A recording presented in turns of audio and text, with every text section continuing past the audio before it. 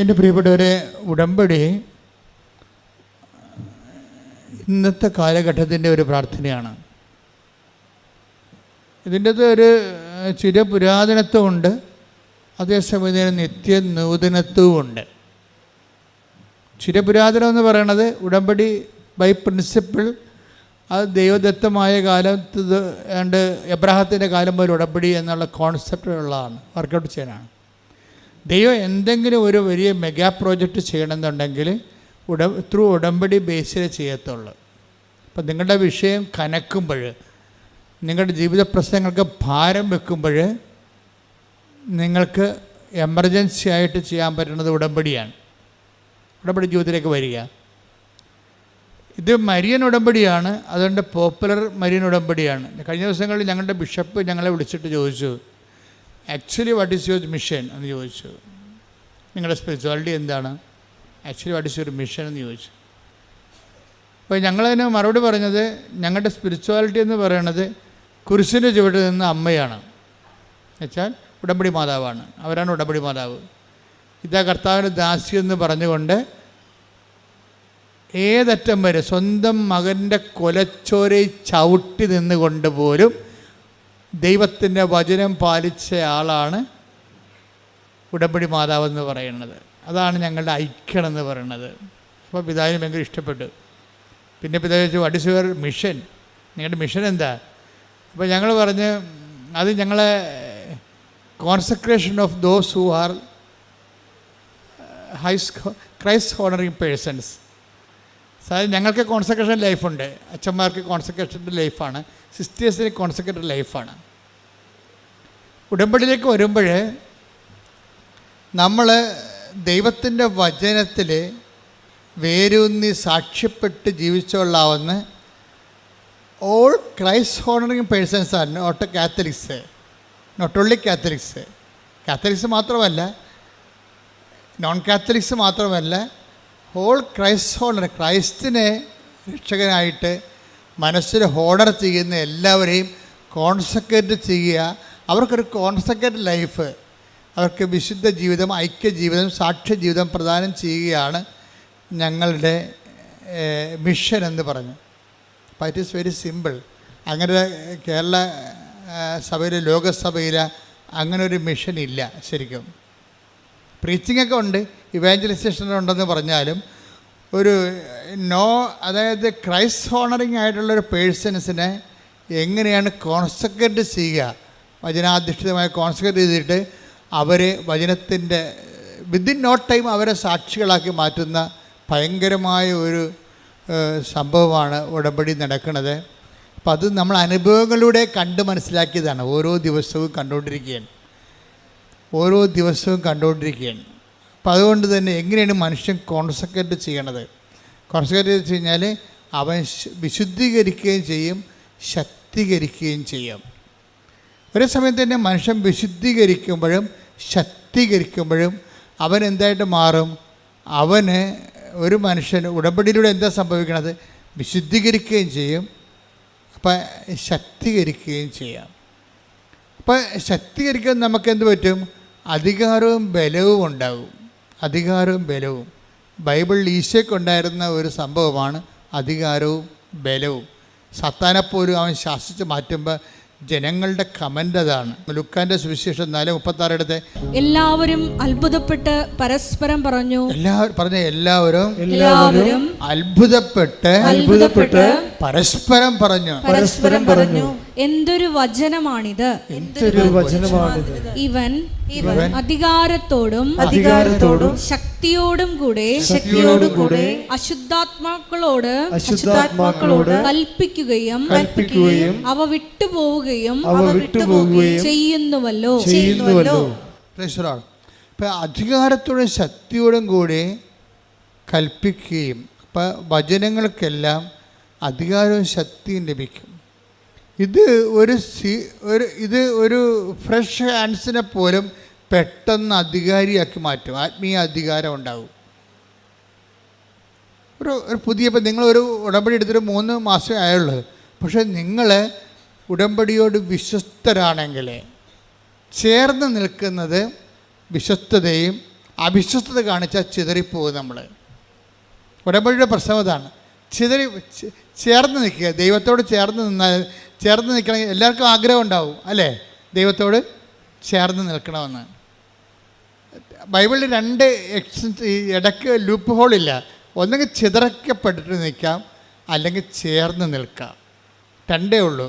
ഇപ്പം ചേർന്ന് നിൽക്കുന്നത് വിശ്വസ്തതയും, ചിതറിക്കപ്പെടുന്നത് ഇപ്പോൾ നെഹേമിയ എന്തുകൊണ്ടാണ് അവിടെ ചിതറിപ്പോയെന്ന് പറയുന്നുണ്ട്.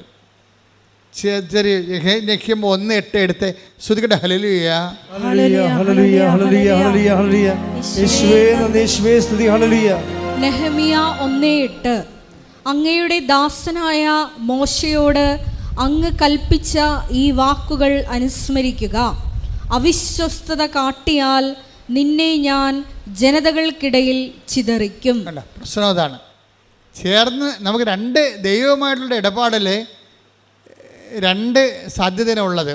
ഒന്നെങ്കിൽ ചേർന്ന് നിൽക്കാം, അല്ലെങ്കിൽ ചിതറിക്കപ്പെടാം. സ്പിരിച്വൽ എംപവറിങ്ങിന് എപ്പോഴും വരണത് ഈ കവനൻ്റൽ ബേസുള്ള എംപവറിങ് ആണ് താത്വികമായിട്ട് ഷാർപ്പായിരിക്കണത്. നമ്മളിങ്ങനെ അംബിഗസായിട്ട് എന്തെങ്കിലുമൊക്കെ കാട്ടിക്കൂട്ടിയിട്ട് അത് കാര്യമാണെന്ന് പറഞ്ഞുകൊണ്ട് നമ്മളിങ്ങനെ ഒരു തിട്ടമനുസരിച്ച് ലക്ക് അനുസരിച്ച് പോണതല്ലേ. അങ്ങനെയല്ല. ഇത് ഇവിടെ കവനൻ്റെ ഷാർപ്പ് ഷൂട്ടറാണ്. 2+2=4 എന്ന് വെച്ച് കഴിഞ്ഞാൽ അതൊരിക്കലും 3.99 ഒന്നുമല്ല, അത് 4 അത് തന്നെയായിരിക്കും. കവനൻ്റെ ഫോർമുലയുടെ ഒരു പ്രത്യേക കൃത്യത അതാണ്. അപ്പം നമ്മൾ കവനിൽ എന്താ ചെയ്യണത്, എങ്ങനെ ചേർന്ന് നിൽക്കാൻ പറ്റും. ഇപ്പം ഇന്നലെ മെർലിൻ ജോയി എന്നും പറഞ്ഞൊരു മോള്, ഈ ഉടമ്പടി യുവതയുടെ ആഘോഷമാണ്. ശരിക്കും യുവതയുടെ ആത്മീയ ആഘോഷം. അത് കൃപാസനത്തിൽ വന്ന് കാണേണ്ട കാഴ്ചയാണ്. എല്ലാവരും തന്നെ 10 പേര് സാക്ഷ്യം പറഞ്ഞാൽ 6 പേരും ഒരു 20 വയസ്സിനും 30 വയസ്സിനും ഇടയ്ക്കുള്ളതായിരിക്കും. അവർ ദൈവത്തെ മനസ്സിലാക്കുന്ന രീതികൾ കണ്ട ഞെട്ടിപ്പോവും. 60 വർഷം ക്രിസ്ത്യാനിറ്റി ജീവിച്ചിട്ട് കിട്ടാത്ത ഉൾക്കാഴ്ചയാണ് 20 വയസ്സുകാർ പറയണത് ഉടമ്പടിയിലൂടെ. ഇന്നലെ ശ്രീജ ജോയ്, മെർലിൻ ജോയ് എന്ന് പറയുന്ന MSc-കാരത്തി പറഞ്ഞിരിക്കണത്, അതായത് എന്തിനാണ് എന്നോട് ഉടമ്പടി എടുക്കുകയെന്ന് നിങ്ങളോട് ചോദിച്ചാൽ, അതാണ് ആൾക്കാരുടെ ആ ഒരു ടീച്ചിങ്ങുമുണ്ടായ. ഇപ്പോൾ മെർലിൻ ജോയ് പറയണത്, എന്തിനാണ് ഞാൻ ഉടമ്പടി എടുക്കണമെന്ന് നിങ്ങൾ എന്നോട് ചോദിച്ചാൽ ഞാൻ പറയും തളരുമ്പോൾ ചേർന്ന് നിൽക്കാനാണെന്ന്. അയ്യോ, എന്നാ ഒരു വർത്തമാനാ. അപ്പോൾ അവൾ പറയും, ഞാൻ പഠിപ്പിക്കുന്ന സബ്ജക്റ്റ് ഉടമ്പടിയാണ്. ഞാൻ 4ാം ക്ലാസ്സിൽ 5ാം ക്ലാസ്സിൽ വേദപാഠം പഠിപ്പിച്ചിട്ടുണ്ട്. അന്ന് ഞാൻ പഠിപ്പിച്ച ഉടമ്പടിയാണ്. ഇപ്പം ഞാൻ +2-നാണ് വേദപാഠം പഠിപ്പിക്കുന്നത്. ഞാനിപ്പോൾ പഠിപ്പിക്കുന്ന വിശ്വസ്തയെക്കുറിച്ചാണ് പഠിപ്പിക്കുന്നത്. എല്ലാം ഉടമ്പടിയാണ്.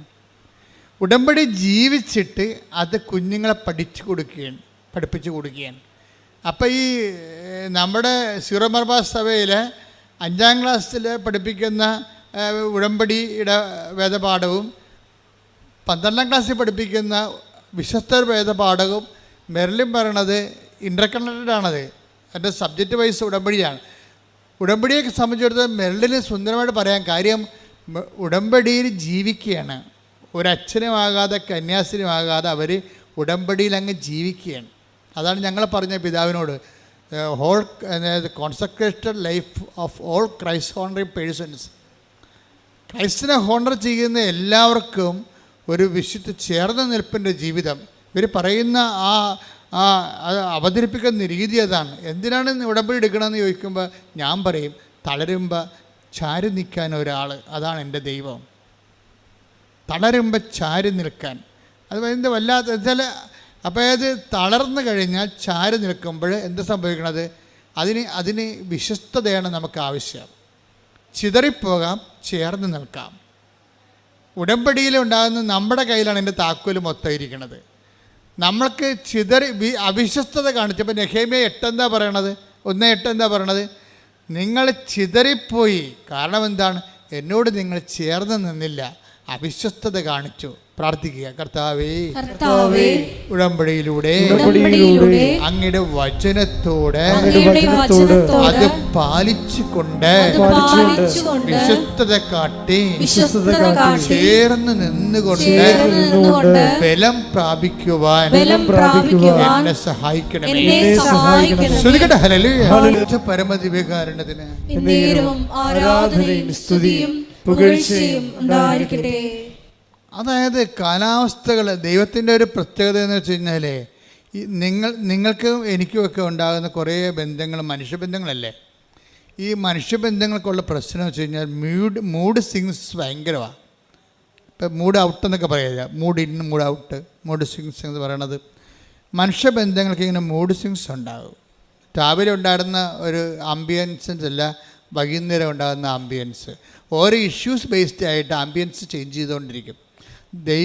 അതനുസരിച്ച് നമുക്കങ്ങനെയുള്ളൊരു ബന്ധത്തിൻ്റെ റിലേറ്റിവിറ്റിയാണ് നമുക്ക് ഫിഡലിറ്റിക്ക് അറിയാവുന്നത്. പക്ഷെ ദൈവവുമായിട്ടുള്ള പ്രശ്നം വെച്ച് കഴിഞ്ഞാൽ നിനക്കെന്ത് മൂഡ് സ്വിങ്സ് ഉണ്ടായാലും ദൈവത്തിന് അത് ഉണ്ടാകത്തില്ല. അതുകൊണ്ടാണ് ദൈവം പറയണത്, നിങ്ങൾ അവിശ്വസ്തരായിരുന്നാലും ഞാൻ വിശ്വസ്തൻ. Take the word of God. ശ്രുതികട്ടെ, ഹല്ലേലൂയ. ഹല്ലേലൂയ, ഹല്ലേലൂയ, ഹല്ലേലൂയ, ഹല്ലേലൂയ. യേശുവേ നന്ദി, ഹല്ലേലൂയ, ഹല്ലേലൂയ. യേശുവേ ആരാധന, ആരാധന, ആരാധന. യേശുവേ നന്ദി, ഹല്ലേലൂയ, ഹല്ലേലൂയ, ഹല്ലേലൂയ, ഹല്ലേലൂയ. മഹത്വം, മഹത്വം, ആരാധന, ആരാധന. 2 തിമോഥെയോസ് 2:13. നാം അവിശ്വസ്തരായിരുന്നാലും നാം അവിശ്വസ്തരായിരുന്നാലും അവൻ വിശ്വസ്തനായിരിക്കും. എന്തെന്നാൽ തന്നെ തന്നെ നിഷേധിക്കുക അവന് സാധ്യമല്ല. ഇതാണ് സദ്വാർത്ത. ഇങ്ങനെയുള്ള 3 ലക്ഷത്തോളം വാക്കുകളാണ് ബൈബിളിലുള്ളത്. ബൈബിൾ ആകത്തുക, ബൈബിള് വായിച്ചാൽ ആൾക്കാർ കഴിഞ്ഞ ദിവസങ്ങളിൽ തറയപ്പിതാവിൻ്റെ പ്രസംഗം കേട്ടില്ലേ? അതായത് ബൈബിള് വായിക്കുമ്പോൾ നിങ്ങൾ ബൈബിള് നിങ്ങൾ കറക്റ്റായിട്ടാണ് പിതാവ് പറയണത്. നമ്മൾ ആരെയും തീവ്രവാദികളായിട്ട് സൃഷ്ടിക്കണില്ല. ബൈബിളിന് ആരെയും തീവ്രവാദികളായിട്ട് സൃഷ്ടിക്കാൻ പറ്റത്തില്ല.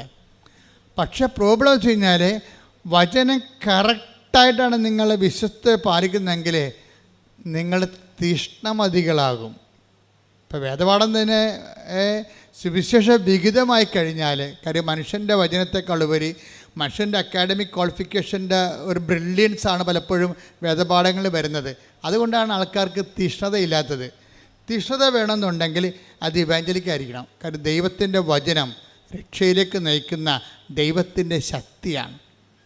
അപ്പം അധികാരവും ശക്തിയും എന്ന് പറയുമ്പോഴേ അത് എവിടുന്നാണ് വരണത്? ഇവൻ്റെ വചനം. ഇപ്പം 4:36 നമ്മൾ കേട്ടില്ലേ? ഇവരെന്തൊരു അധികാരമാണ്, ഇവരെന്തൊരു ശക്തിയാണ്. അതെവിടുന്നാണ് വരണത്? അധികാരിയത എവിടുന്നാണ് വരണത്? അത് വരണത് ദൈവത്തിൻ്റെ വചനം ബൈ ഇറ്റ്സെൽഫ്. അത് പറയുന്നവരും പാലിക്കുന്നവരും എംപവർ ചെയ്തുകൊണ്ടിരിക്കും. അതാണ് റോമ 1:16. ദൈവവചനം രക്ഷയിലേക്ക് നയിക്കുന്ന ദൈവത്തിൻ്റെ ശക്തിയാണ്. പറഞ്ഞ്, ദൈവവചനം രക്ഷയിലേക്ക് നയിക്കുന്ന ദൈവത്തിൻ്റെ ശക്തിയാണ്. അപ്പോൾ ലോകത്ത് പലതരം ശക്തിയുണ്ടല്ലേ? പാർട്ടിയുടെ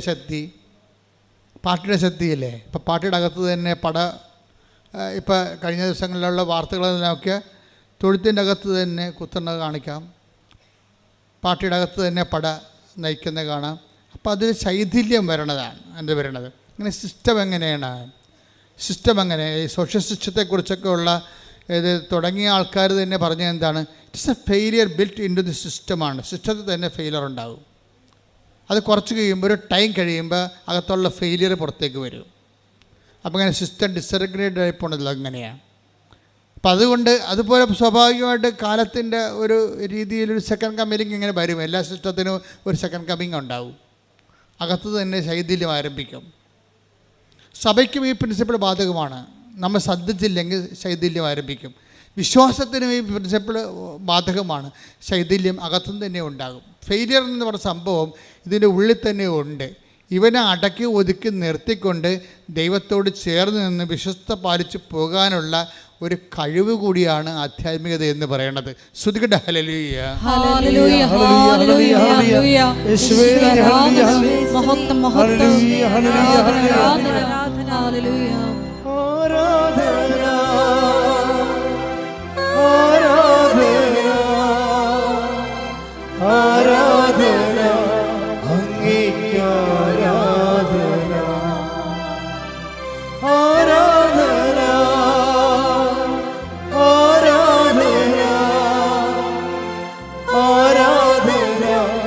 അങ്ങേക്ക് ആരാധന. ഈ ചേർന്ന് നിൽക്കുന്ന വിശ്വസ്തയുടെ ഭാഗമായിട്ടാണ് എന്ത് കൊണ്ടാണ് ഈ അഡ്ഹേസീവ് പവർ, ചേർന്ന് നിൽക്കുക, ഒട്ടി നിൽക്കുക, അല്ല അഡ്ഹേസീവ് പവർ എന്താണ് ശരിക്കും പറഞ്ഞാൽ? അത് ദൈവസ്നേഹമാണ് ശരിക്കും. ഉടമ്പടി ഇല്ലാത്തവർ, ഉടമ്പടി ഉള്ള ആൾക്കാർക്ക്, ചില ആൾക്കാർക്ക് ഇങ്ങനെ ശൈഥില്യം സംഭവിക്കുന്നതിൻ്റെ കാരണം വിഷയസ്നേഹമാണ്, അല്ലെങ്കിൽ വസ്തുസ്നേഹമാണ്. ഉടമ്പടി അതിൽ വർക്കൗട്ട് ചെയ്യത്തില്ല. നിങ്ങളുടെ IELTS, നിങ്ങളുടെ PR, നിങ്ങളുടെ കാനഡ, നിങ്ങളുടെ പെൻഷൻ, നിങ്ങളുടെ വസ്തു വിൽപ്പന, അതിനാണ് നിങ്ങൾക്ക് ഇമ്പോർട്ടൻസ് എന്നുണ്ടെങ്കിൽ ആ വസ്തു സ്നേഹമെന്ന് പറയും. അവിടെ വ്യക്തിസ്നേഹമില്ല. നിങ്ങൾ ഈ മരണം വരെ ഈ ഉടമ്പടിയുടെ കാലമെല്ലാം ആൾക്കാർ വസ്തുസ്നേഹത്തിലാണ് ജീവിക്കുന്നത്. അതുകൊണ്ടാണ് ഇത് വർക്കൗട്ട് ചെയ്യാത്തത്. അതിനകത്ത് വ്യക്തിസ്നേഹം വരണം ശരിക്കും പറഞ്ഞാൽ. അപ്പോൾ ഈ ചേർന്ന് നിൽക്കുക, ചിതറി നിൽക്കുക എന്ന് പറയുമ്പോൾ രണ്ടിന്, ഒന്ന് ചേർന്ന് നിൽക്കുന്നത് വിശ്വസ്തത, ചിതറി നിൽക്കുന്നത് അവിശ്വസ്തത എന്ന് പറയും. അപ്പോൾ ചേർന്ന് നിൽക്കുന്ന അഡ്ഹേസീവ് പവർ എന്താണ്? അത് വ്യക്തിസ്നേഹമാണ്. ആരോട്? ദൈവത്തോടുള്ള വ്യക്തിസ്നേഹം. എന്തിനാണ് നീ ഉടമ്പടി എടുക്കണമെന്ന് ചോദിച്ചു കഴിഞ്ഞാൽ ഒറ്റ ശ്വാസത്തിൽ പറയണം, ദൈവത്തെ സ്നേഹിക്കാൻ. ഞാൻ ദൈവത്തെ സ്നേഹിച്ച് ജീവിക്കുന്ന ആളാണ്, പക്ഷേ ഇപ്പോഴൊരു ഉത്തരവാദിത്തത്തോടെ. ഇപ്പം പേരൻഹുഡ് പല രീതിയിലില്ലേ? പേരൻഹുഡ്, ഒരു കുഞ്ഞ് വളർന്നു വരുന്ന മുമ്പ് തന്നെ അടുത്തത് പ്രഗ്നൻ്റ് ആകണമെങ്കിൽ നിരുത്തരവാദിത്തരമായ ജന്മമാണത്. ഒരു കുഞ്ഞ് വളർന്നാലും മുലകുടി മാറുന്ന 3 മാസമായപ്പോൾ തന്നെ അമ്മ വീണ്ടും പ്രഗ്നൻ്റ് ആണെങ്കിൽ അതിന് ഇറസ്പോൺസിബിൾ പാരൻഹുഡ് എന്ന് പറയും. എന്ന് വെച്ച് കഴിഞ്ഞാൽ ആ മുലകുടി മാറാത്ത കുഞ്ഞിനെ കെയർ ചെയ്യാതെയാണ് വീണ്ടും മാതാപിതാക്കന്മാർ വീണ്ടും അടുത്ത കുഞ്ഞിന് ജന്മം കൊടുക്കണമെങ്കിൽ എങ്കിൽ പുറത്തുള്ള ആൾക്കാർ അതിനെ പറയണത് ഇറസ്പോൺസിബിൾ പാരൻഹുഡ് എന്ന് പറയും. ആ കുഞ്ഞിന് മുലകുടി മാറി അതിന് 2 കൊല്ലമൊക്കെ മുലകുടി കുടിച്ച് അത് തന്നെ നിൽക്കാൻ കഴിയുമ്പോൾ അടുത്ത കുഞ്ഞായ റെസ്പോൺസിബിൾ പാരൻഹുഡ് എന്ന് പറയും. അപ്പോൾ അത് നമ്മൾ ബോധപൂർവ്വം, അപ്പം നമ്മളിതിന് ഈ ഉടമ്പടിയിൽ നമ്മളെല്ലാവരും ദൈവത്തെ സ്നേഹിക്കുന്നവരാണ്. പക്ഷേ റെസ്പോൺസിബിൾ ലൈഫാണോ അറിയത്തില്ല നമ്മളിങ്ങനെ. അപ്പോൾ റെസ്പോൺസിബിൾ ലൈഫ് എന്ന് പറയുന്ന ഒരു സംഭവം ഉടമ്പടി നിങ്ങളെ ഉത്തരവാദിത്തമുള്ള ദൈവസ്നേഹത്തിലേക്ക് കൊണ്ടുവരും. എല്ലാവരും ദൈവം സ്നേഹിക്കുന്നവരാണ്, ദൈവത്തെ സ്നേഹിക്കുന്നവരാണ്. ഉടമ്പടി നിങ്ങളെ ഉത്തരവാദിത്തമുള്ള ദൈവസ്നേഹത്തിലേക്ക് കൊണ്ടുവരും.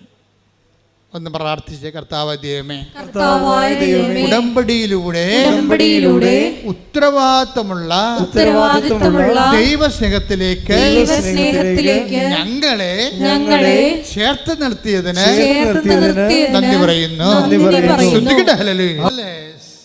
അതായത് ശ്രീയ രജ്ജു എന്നും പറഞ്ഞൊരു മോള് സാക്ഷ്യം. ശ്രീയ രജ്ജുവിൻ്റെ ചേർന്ന് നിൽപ്പിൻ്റെ ബയോളജി ഭയങ്കര ഹൃദ്യമാണ്. ശ്രീയ എന്ന് പറയുമ്പോൾ നിങ്ങൾക്കറിയാമല്ലോ, നോൺ ക്രിസ്ത്യൻ ലേഡി. അവർക്ക് ആ കുഞ്ഞിന് അധികം വയസ്സില്ല, 22 വയസ്സ്, 23 വയസ്സ് കാണുമായിരിക്കും. പക്ഷേ ഇവരുടെയൊക്കെ തങ്കം പോലുള്ള വാക്കുകളാണ് വായിന്ന് വരുന്നത്. അവരെന്നാ പറയണമെന്നറിയാമോ? അവർ പറഞ്ഞു, ഞാൻ വീട് പണിയുമ്പോൾ ഒരു മുറി ഞാൻ കർത്താവിന് വേണ്ടി മാത്രം കൊടുക്കും. അതെന്തിനാ അപ്പോൾ വീട് പണിതുകൊണ്ടിരിക്കുകയാണ്. വീട് പണിപ്പോൾ 3/4 ഇപ്പോൾ ഇവിടെ പറയണത്, ഞാൻ വീട് പണിയുമ്പോൾ ഒരു മുറി കർത്താവിന് വേണ്ടി മാത്രം കൊടുക്കും. അവൾ ഉടമ്പടി മാതാവിൻ്റെ മധ്യസ്ഥല എടുത്തെങ്കിലും അവൾക്ക് ബോധമുണ്ട് ഇത് കർത്താവിലേക്കാണ് പോകണമെന്നുള്ളത്. അത് ക്ലിയർ അല്ലേ? അപ്പോൾ എന്നിട്ട് അവൾ തന്നെത്താൻ പറയുന്നുണ്ട്, എന്തിനാണ് ഞാൻ ഈ കർത്താവിന് വേണ്ടി മുറി കൊടുക്കണമെന്നറിയാമോ? ആൾക്കാർ എന്നോട് ചോദിക്കും, ഞാനൊരു നോൺ ക്രിസ്ത്യൻ അല്ലേ, എന്തിനാണ് എൻ്റെ വീട്ടിൽ കർത്താവിൻ്റെ പടം വെച്ചിരിക്കണമെന്ന് ആൾക്കാർ ചോദിക്കത്തില്ലേ? അങ്ങനെ ആൾക്കാരെ കൊണ്ട് ചോദിപ്പിക്കാനാണെന്ന്. എന്തിനാണ്? അപ്പം ഞാൻ കർത്താവിനെക്കുറിച്ച് അവരോട് പറയും, ഈ വീട് എനിക്ക് കർത്താവ് തന്നതാണെന്ന്. എന്തൊരു ദൈവസ്നേഹമാണ്! ശ്രദ്ധിക്കട്ടെ, ഹല്ലേലൂയ. നിങ്ങൾക്ക് അതിൻ്റെ ഒരു ലൈൻ മനസ്സിലായില്ലേ? എത്ര പെട്ടെന്നാണ് ഈ ആൾക്കാർ ചേർന്നങ്ങടെ നിൽക്കണത്. കർത്താവുമായിട്ടൊക്കെ ചേർന്ന് നിൽക്കുകയല്ലേ, സ്നേഹത്തിൽ താൻ ചേർന്ന് നിൽക്കുന്നു. അവൻ എന്നോട് സ്നേഹത്തിൽ ചേർന്ന് നിൽക്കുന്നത് കൊണ്ട് ഞാനവനെ മാനിക്കും. സങ്കീർത്തകൻ്റെ വലിയൊരു ദൈവാനുഭവമാണ് ചേർന്ന് നിൽപ്പ്. Take the word of God. സങ്കീർത്തനം 91:14. അവൻ സ്നേഹത്തിൽ എന്നോട് ഒട്ടി നിൽക്കുന്നതിനാൽ. ദാറ്റ് ഈസ് എന്ന് പറഞ്ഞ്, അവൻ സ്നേഹത്തിൽ എന്നോട് ഒട്ടി നിൽക്കുന്നത് കൊണ്ട് ഞാൻ അവനെ രക്ഷിക്കും. അവൻ എൻ്റെ നാമം അറിയുന്നത് കൊണ്ട് അവൻ എൻ്റെ നാമം അറിയുന്നത് കൊണ്ട് ഞാൻ അവനെ സംരക്ഷിക്കും. സംഭവം ഈ രക്ഷയും സംരക്ഷണവും വരണത് ചേർന്ന് നിൽപ്പിന്നാണ് വരണത്. നിങ്ങൾ ഉടമ്പടി എടുത്തിട്ട് അതിൻ്റെ സാങ്കേതികമായിട്ട് കുറച്ച് കാര്യങ്ങൾ കാട്ടിക്കൂട്ടി അത് അനുഷ്ഠാനമാക്കി മാറ്റിക്കഴിഞ്ഞാൽ വരണ്ട അനുഷ്ഠാനങ്ങളും വരണ്ട ആചാരങ്ങളും അനാചാരങ്ങളായി മാറും. ആചാരമില്ലേ? ഉടമ്പടി കുറേ ആചാരങ്ങളില്ലേ? ഉപ്പിടുമ്പോഴൊരു ആചാരമുണ്ട്, ഉടമ്പടി തൈലം തേക്കുമ്പോഴൊരു ആചാരമുണ്ട് ഇല്ലേ? ഉടമ്പടി തൈലം എടുത്ത അപ്പം തന്നെ ആചാരം ചെയ്യും. ഈ ആചാരം അർത്ഥം അറിയാതെ ചെയ്താൽ എന്ത് പറ്റും? ആചാരത്തിന് എന്ത് പറ്റും? അതിനാണ് അനാചാരം എന്ന് പറയണത്. അർത്ഥം അറിയാതെ ആചാരം ഒത്തിരി പേർക്ക് ചെയ്യുവേ, എന്തെല്ലാം കാര്യങ്ങൾ ആൾക്കാരെ കാട്ടിക്കൂട്ടുന്നു. അർത്ഥം അറിയാതെ ചെയ്യുന്ന ആചാരങ്ങൾക്ക് എന്താ വിചാരിക്കണത്? പറയണത് അനാചാരം എന്ന് പറയും. ഉടമ്പടി പല ആൾക്കാരും അനാചാരമായിട്ടാണ് ചെയ്യണത്. എന്ന് വെച്ച് കഴിഞ്ഞാൽ അതെന്താണ് ചെയ്യണമെന്ന് അവർക്ക് ബോധമില്ല. അനാചാരം എന്ന് പറഞ്ഞ ഒരു ആചാരം എന്ന് പറഞ്ഞ ഒരു ബോധമാണ്. അർത്ഥം അറിഞ്ഞ് ചെയ്യണം. ഇപ്പം തന്നെ ഈ ശ്രീജയുടെ കാര്യം തന്നെ എടുത്ത്, ശ്രീജയുടെ വീട് പണി നടന്നുകൊണ്ടിരിക്കുകയാണ്. കുടിക്കാനും വെള്ളമില്ല, തേപ്പിനും വെള്ളമില്ല. കുടിക്കാനും വെള്ളമില്ല അവിടെ. കാര്യം വെള്ളം ഇങ്ങനെ കലങ്ങിയ വെള്ളമാണ്. അത് നമുക്ക് ഒരു 10 ബക്കറ്റ് കിട്ടുമ്പോൾ കിണർ പറ്റിപ്പോവും. 10 ബക്കറ്റ് വെള്ളം കിടക്കുമ്പോൾ കിണർ പറ്റിപ്പോവും. കുടിക്കാനും പറ്റണില്ല. ഇപ്പോൾ ഉടമ്പടി ഇരിക്കുന്ന ഒരാളിൻ്റെ ജീവിതാനുഭവങ്ങളാണതേ. അപ്പോൾ കുടിക്കാനും വെള്ളമില്ല, വീട് തേക്കാനും വെള്ളമില്ല. അപ്പോൾ അവളെന്ത് ചെയ്യും? അവൾ കൊണ്ടുവന്ന ശേഷം ഉടമ്പടി ഉപ്പെടുത്ത്, നമുക്ക് ഉടമ്പടി ഒരു ജീവിതമാണല്ലോ. ഉടമ്പടി ഇരിക്കുന്നവർക്ക് എനിക്ക് സത്യം പറഞ്ഞ് ഇതൊക്കെ ആദ്യം ഒറ്റ ശ്വാസത്തിൽ കർത്താവ് വെളിപ്പെടുത്തിയാണ്, ഒന്നും അഡീഷൻ ചെയ്തിട്ടില്ല. ഉടമ്പടി ബുക്ക് എഴുതണ ഒരു 72 മണിക്കൂറുണ്ട്. 75 പേജ് 72 മണിക്കൂർ കൊണ്ട് എഴുതണതാണ്. അതിൻ്റെ അകത്ത് വന്നിട്ടുള്ളതാണ് ഉടമ്പടി തൈലം.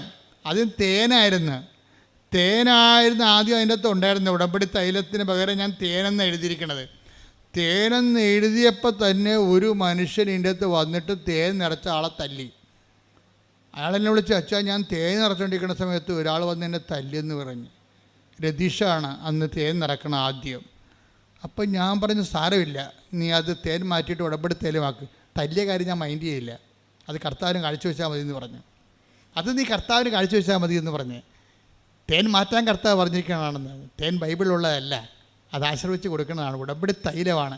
ഉടമ്പടി തൈലമാക്കാൻ വേണ്ടിയാണ് തല്ലുകൊണ്ടിരിക്കുന്നത്. അപ്പം തല്ലുകൊണ്ടുണ്ടാക്കിയതാണ് ഉടമ്പടി തൈലം. ആ 75 മണിക്കൂറിനുള്ളിൽ സംഭവിച്ച വിഷയങ്ങളാണത്. ഇതൊക്കെ തുടങ്ങി അതിനുശേഷം ഞങ്ങളൊന്നും ആഡ് ചെയ്തിട്ടില്ല. അത് ബുദ്ധിപരമായിട്ട് ഓരോ സംഭവങ്ങൾ ചിന്തിച്ച് ആലോചിച്ച് ഇവിടെ കമ്മിറ്റി കൂടി സെനറ്റ് കൂടി തീരുമാനിക്കണമല്ല സംഭവം.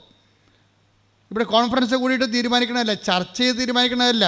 ഒറ്റയടിക്ക് വന്ന വെളിപാടുകളാണ്. ആ വെളിപാടുകൾ ഒന്നിൻ്റെ അകത്ത് ബൈബിൾ കണ്ടന്റ് ഇല്ലെന്ന് പറഞ്ഞപ്പോൾ കിട്ടിയ തല്ലാണ് കിട്ടിയിരിക്കണം ഞങ്ങൾക്ക്. മനസ്സിലായില്ലേ? അപ്പോൾ അതേ പ്രശ്നത്തിന് അതിൻ്റെ കാരണങ്ങളുണ്ട്. അയാളെ തല്ലാനുള്ള കാരണങ്ങൾ. അയാളുടെ തേൻ കച്ചവടം പുറത്ത് നടക്കണുണ്ടായിരുന്നു. അതാണ് സംഭവം. അതിന് പൂട്ടുവീഴുന്ന വിചാരിച്ചതിൻ്റെ പുള്ളിക്കാരൻ കാണിച്ചതാണ്. പക്ഷേ നമ്മൾക്ക് വിവേചനമുള്ളത് കൊണ്ട് നമുക്ക് മനസ്സിലായി അതല്ല പ്രശ്നം. കർത്താവ് സംസാരിക്കണത് തേൻ തന്നെ മാറ്റാൻ പറയണത് കർത്താവ്. ഇതിനൊരു വിവേചനമാണ്. അവൻ്റെ കടുത്തേക്ക് കയറി അവനെതിരെ കൊണ്ടുപോയി ഹലാളാകണമല്ല പ്രശ്നം. ആ പാഠത്തിൻ്റെ അകത്തൊരു പാഠമുണ്ട്. അതറിയണമെങ്കിൽ ഒരു ജ്ഞാനവരം വേണം. ഉടമ്പടി നിശബ്ദതയുടെ പ്രാർത്ഥനയാണ്. ഉണ്ടായിട്ടുള്ളതിന് അവൻ മൂലമാണ്. അവനെ കൂടാതെ ഒന്നും ഉണ്ടായിട്ടില്ലെന്ന് പറഞ്ഞുകൊണ്ടാണ് ബൈബിൾ എഴുതപ്പെടുന്നത്. Take the word of God, യോഹന്നാൻ 1:3. ശ്രുതികട ഹല്ലേലൂയ ഹല്ലേലൂയ ഹല്ലേലൂയ ഹല്ലേലൂയ. യേശുവേ നന്ദി, യേശുവേ സ്തുതി, യേശുവേ ആരാധന ആരാധന ആരാധന ആരാധന. യേശുവേ നന്ദി, മഹത്വം മഹത്വം മഹത്വം. ഹല്ലേലൂയ. 1:3. സമസ്തവും അവനിലൂടെ ഉണ്ടായി. പറഞ്ഞ സമസ്തവും അവനിലൂടെ ഉണ്ടായി. ഒന്നും അവനെ കൂടാതെ ഉണ്ടായിട്ടില്ല. അപ്പൊ പോസിറ്റീവ് ആയാലും നെഗറ്റീവ് ആയാലും അതിൻ്റെ പിന്നിലെല്ലാം ദൈവത്തിൻ്റെ ഒരു പരിപാലനയുണ്ട്. ഇത് വിവേചിച്ച് മനസ്സിലാക്കണം. ഇത് വിവേചിച്ച് മനസ്സിലാക്കിയില്ലെങ്കിൽ നമ്മൾ ഒരു എന്താ പറയണത്, ഒരു ലോകത്താന്മാരായി പോകും. എല്ലാം മാനുഷികമായിട്ട് എടുക്കും, എന്നിട്ട് മുറിവേക്കും, എന്നിട്ട് അതിനനുസരിച്ച് നമ്മൾ പെരുമാറും. അപ്പം ജഡിക അരൂപിയാണ് നമ്മൾ പ്രവർത്തിക്കുന്നത്. ജഡാരൂപിയാണ്. ഒരു മനുഷ്യനിൽ 3 അരൂപിയാണ് പ്രവർത്തിക്കുന്നത് സാധാരണ. ഒന്ന് ജഡാരൂപി, ഒന്ന് ലോകാരൂപി, ഒന്ന് ദൈവാരൂപി. നമ്മളിതിൻ്റെ ഈ പ്രപ്പോർഷൻ ഉണ്ട് ഇതിൻ്റെ അകത്ത് ജഡിക മനുഷ്യൻ എന്ന് പറയും, ബൈബിൾ പറയും. അപ്പോൾ അവന് 10% ജഡാരൂപി ആയിരിക്കും. അപ്പം ജഡിക മനുഷ്യന് വെളിപാടുകൾ പോഷത്വമാണെന്ന് പറയുന്നുണ്ട് ബൈബിള്. ജഡിക മനുഷ്യന് ദൈവികമായ കാര്യങ്ങൾ പോഷത്വമാണ്. അപ്പം അവനോട് കർത്താവ് പറയും, നിങ്ങളുടെ മുത്തുകൾ പന്നികളുടെ മുമ്പിൽ കൊണ്ട് വെതറിയിട്ട് കാര്യമില്ലെന്ന് പറയും. അതാ കാരണം ജഡിക മനുഷ്യൻ എല്ലാം നിങ്ങളിപ്പോൾ സംഭവിച്ചു, ഉടമ്പടി ഇങ്ങനെ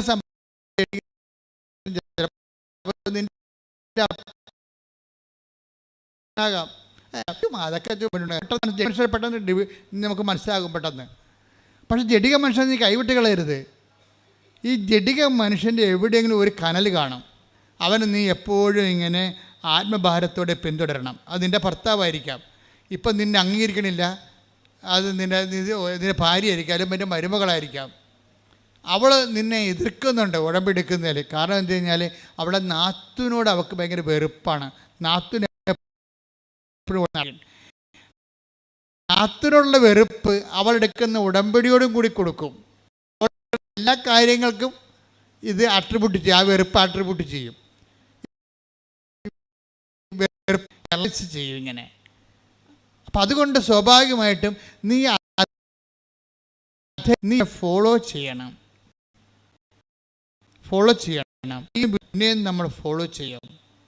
പത്രോസും യൂദാസും തമ്മിലുള്ള വ്യത്യാസം ഒന്ന്, കയ്യിൽ നിന്ന് വിട്ടുപോയപ്പോൾ കെട്ടിത്തൂങ്ങിയവനാണ് യൂദാസ്. കയ്യിൽ നിന്ന് വിട്ടുപോയപ്പോൾ പിന്നെ ഫോളോ ചെയ്ത ആളാണ് പത്രോസ്. രണ്ടിൻ്റെയും കണ്ട, രണ്ടും ശിഷ്യന്മാരാണ്. രണ്ടിൻ്റെയും കയ്യിൽ നിന്ന് വിട്ടുപോയി. ഒരാൾ നിങ്ങൾ ശ്രദ്ധിക്കണം, കർത്താവുമായിട്ടുള്ള ശിഷ്യത്വത്തിൻ്റെ യാത്രയിൽ ചിലപ്പോൾ സമയത്ത് ഈ നമ്മുടെ കയ്യിൽ നിന്ന് വിട്ടുപോകും. കയ്യിൽ നിന്ന് വിട്ടുപോയി കഴിഞ്ഞാലും യൂദാസ് ഉടനെ നിരാശപ്പെട്ട് കെട്ടിത്തൂങ്ങും. തിരിച്ചു വരവ് സാധ്യമല്ലെന്ന് മനസ്സിലാകും. കാര്യം അവനുള്ളിൽ ദൈവസ്നേഹമില്ല. ദൈവസ്നേഹമില്ലെങ്കിൽ നീ തിരിച്ചു വരാൻ പാടായിരിക്കും. അവനെക്കുറിച്ച് കർത്താവ് പറയണത് പാഴ് ജന്മമായി പോയത്. ദൈവസ്നേഹം ഇല്ലെങ്കിൽ ഒരു വ്യക്തി എന്താ, അവൻ ജനിക്കാതിരുന്നെങ്കിൽ എന്നല്ലേ പറഞ്ഞത് അല്ലേ? യൂദാസിനെക്കുറിച്ച് കർത്താവിൻ്റെ റിപ്പോർട്ട് എന്താ, അവൻ ജനിക്കാതിരുന്നെങ്കിൽ എന്ന് വെച്ച് കഴിഞ്ഞാൽ പാഴ് ജന്മമായിപ്പോയി. ദൈവസ്നേഹമുള്ള പത്രോസ് എന്ത് പറ്റിയാണ്, പുള്ളിക്കാരൻ തള്ളി പറഞ്ഞതാണ് ഇല്ലേ? തള്ളി പറഞ്ഞിട്ടും പിന്നെയും പുള്ളി കർത്താവിനെ അകലെ നിന്ന് അകലെ നിന്ന് അനുഗമിച്ചു. ശ്രുതികട ഹല്ലേലൂയ ഹല്ലേലൂയ ഹല്ലേലൂയ ഹല്ലേലൂയ. യേശുവേ ആരാധന ആരാധന ആരാധന. യേശുവേ നന്ദി, മഹത്വം മഹത്വം മഹത്വം മഹത്വം. ഹല്ലേലൂയ ഹല്ലേലൂയ ഹല്ലേലൂയ. യേശുവേ സ്തുതി. ഹല്ലേലൂയ ഹല്ലേലൂയ ഹല്ലേലൂയ. ലൂക്കാ 22:54. അവർ അവനെ പിടിച്ച് പ്രധാനാചാര്യന്റെ വീട്ടിലേക്ക് കൊണ്ടുപോയി പത്രോസ് അകലെയായി അവനെ അനുഗമിച്ചിരുന്നു. അതായത് ഇങ്ങനെയെല്ലാം സംഭവിച്ചു. പത്രോസിനെ ഡിസോൺ ചെയ്തതാണ് ക്രിസ്തു തന്നെ. ബൈ പേഴ്സൺ നമ്മൾ ഡിസോൺ ചെയ്യുന്ന സമയമുണ്ട്. ബൈബിളിലുള്ളതാണ്, ആധ്യാത്മികതയിലുള്ളതാണ്. നിങ്ങളുടെ ഉടമ്പടി തന്നെ നിങ്ങൾ എത്ര കർക്കശമായിട്ട് ഉടമ്പടി ചെയ്താലും ദൈവം പിന്നെ നിങ്ങളെ ഡിസോൺ ചെയ്യും. അപ്പോൾ ഈ ആധ്യാത്മിക അകത്തുള്ള പാക്കേജിനെ കുറിച്ച് നമുക്ക് നല്ല ബോധം ഉണ്ടാകണം.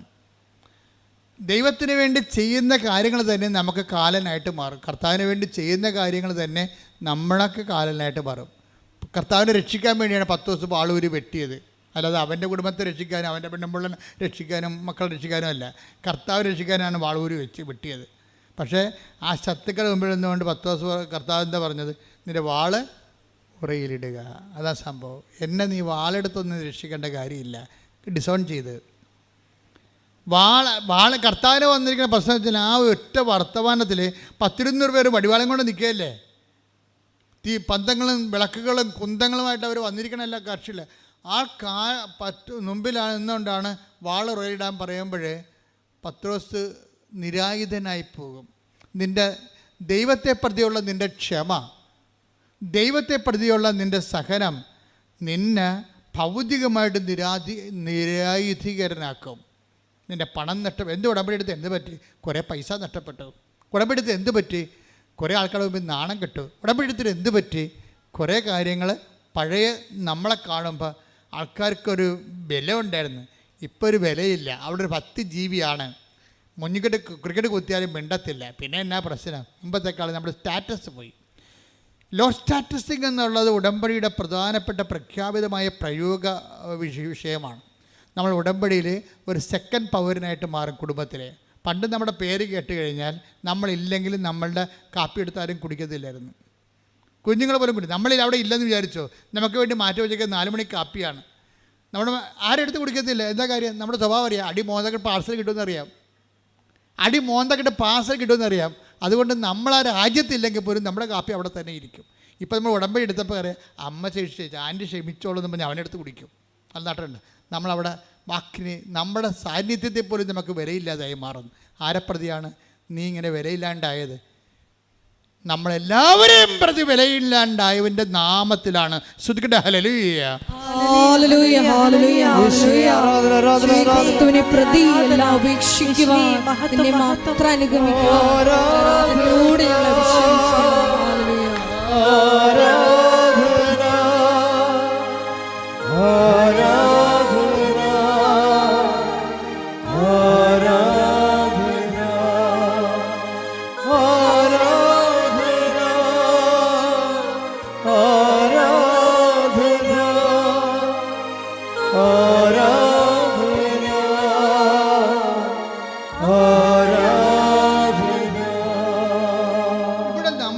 മാനുഷികമായ ശക്തിയുണ്ട്, മാനുഷികമായ ഒരു സ്റ്റാറ്റസ് ഉണ്ട്.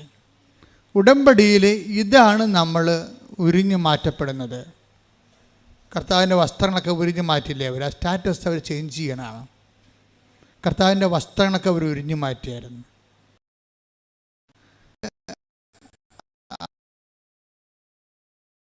അർത്ഥം ഇവൻ്റെ സ്റ്റാറ്റസ് ലോ ചെയ്യും. ഒരു പിതാവുമില്ല, ഒരു മാതാവുമില്ല, ആരുമില്ല. ഒറ്റക്ക് തല്ല്, തുണക്കെട്ടി ഒറ്റക്ക് തല്ലി. തല്ലുകൊള്ളുന്ന യേശു ഒരു പവറാകണമെന്ന് പറഞ്ഞ് തല്ലുകൊള്ളുന്ന യേശു, കെട്ടി യേശു എന്നൊക്കെ പറയും. അപ്പോൾ നമ്മളൊക്കെ കൈകെട്ടി യേശുവല്ലേ, നമ്മളാ കൈകെട്ടിയിരിക്കണേ. പിന്നെ യേശുവിനെ കാണുമ്പോൾ അതായത് മനുഷ്യൻ്റെ പവറിൽ നിന്ന് മാറിയിട്ട് ഡിവൈൻ പവർ സ്വീകരിക്കുന്ന സമയത്ത് സ്റ്റാറ്റസ് ലോ ചെയ്യുന്നുണ്ട്. ഉടമ്പടിയിൽ സ്റ്റാറ്റസ് ലോ ചെയ്യുന്ന ഒത്തിരിയേറെ ഘടകങ്ങളുണ്ട്. ഉടമ്പടിയുടെ പ്രയോഗത്തിൽ നിനക്ക് സ്റ്റാറ്റസ് ലോ ചെയ്യേണ്ടി വരും. നിൻ്റെ ഉടുപ്പുകൾ ഉരിഞ്ഞു മാറ്റപ്പെടുന്നു. എന്നിട്ട് മറ്റുള്ളവരുടെ മുമ്പ് നീ ചെറുതാകുന്നു, കൊച്ചാകുന്നു. നിനക്ക് പണ്ടുണ്ടായിരുന്ന വിലയില്ലാണ്ടാകുന്നു.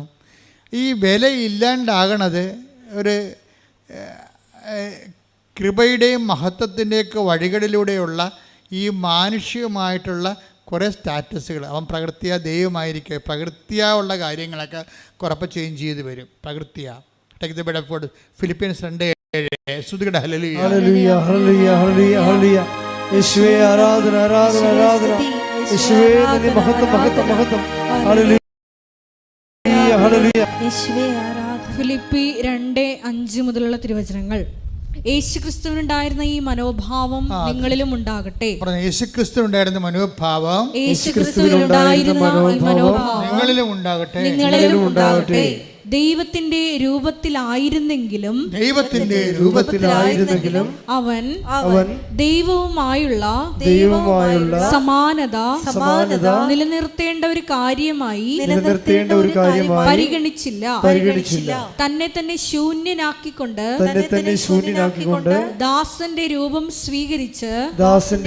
സ്വീകരിച്ച് മനുഷ്യരുടെ സാദൃശ്യത്തിൽ ആയിത്തീർന്ന്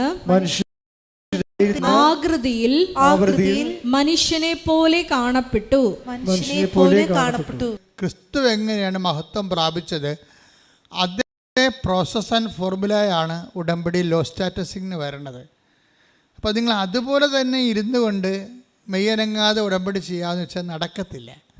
ഉടമ്പടി സത്യത്തിൻ്റെ പ്രാർത്ഥനയാണ്, സത്യത്തിൻ്റെ ജീവിതമാണത്. അതിങ്ങനെ ലോ സ്റ്റാറ്റസ് ചെയ്തുകൊണ്ടിരിക്കും. നമ്മൾ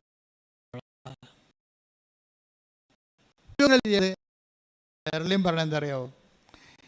എനിക്ക് ആൾക്കാരെ കാണില്ല. എനിക്ക് ക്രിസ്തുവിനെ കുറിച്ച്, ഞാൻ വേദപാഠ അധ്യാപകയാണ്. പക്ഷേ എനിക്ക് പൊതുജനങ്ങളെ കൺവിൻസ് ക്രിസ്തുവിനെക്കുറിച്ച് പറഞ്ഞ് എനിക്ക് പറയണമെന്ന് ഭയങ്കര ആഗ്രഹമാണ് ക്രിസ്തുവിനെക്കുറിച്ച്. പക്ഷെ എനിക്ക് അവരെ കൺവിൻസ് ചെയ്യാൻ പറ്റണില്ല. എന്താണ്, അവരെ ബോധ്യത്തിലെടുക്കാൻ പറ്റണില്ല. സോ ഞാൻ എന്ത് ചെയ്യും, വില്ലൻ വെച്ച് കഴിഞ്ഞാൽ, വില്ലൻ വെച്ച് കഴിഞ്ഞാൽ ഒരു ആധ്യാത്മിക വില്ലനാണ്. ഒന്നിലും കോസാത്ത, ഒന്നിലും പതറാത്ത ഒരു മനുഷ്യൻ. 40 കൊല്ലം ഓട്ടോറിക്ഷ തൊഴിലാളിയാണ് പപ്പ, അവളുടെ മകനാണ്. പപ്പ ഇന്നലെ വന്നിട്ടുണ്ടായിരുന്നു. പപ്പ പറഞ്ഞ കാട്ട് കഴിഞ്ഞാൽ അതിനേക്കാൾ ഞെട്ട് നമ്മൾ. പപ്പയ്ക്ക് ഇങ്ങനെ ഒരു മകൾ ജനിക്കാൻ സാധ്യതയുള്ളൂ. പപ്പ 40 വർഷം ഓട്ടോറിക്ഷ തൊഴിലാളിയാണ്. ഇപ്പോഴും ഓട്ടോറിക്ഷ ഓടിച്ചിട്ടുണ്ടെങ്കിൽ കുഞ്ഞുങ്ങളെ പഠിപ്പിക്കണം. അവിടെ വീട്ടിൽ പപ്പ പറയണത്, ഞാൻ ഓട്ടോ ഓടിക്ക് രാവിലെ വരുമ്പോൾ ഞാൻ വഴിവെക്കൽ എപ്പോഴും ഒരു അമ്മ ഇരിക്കണ കാണും. അപ്പം ഞാൻ ഉച്ചക്ക് ചോറ് കെട്ടുമ്പോൾ ഞാൻ ഒരു ചോറ് കൂടി കെട്ടിയെടുക്കും. എന്തിനാണ്? 12 മണിയാകുമ്പോൾ 12:30 ആകുമ്പോൾ ഞാൻ അമ്മച്ചിട്ട്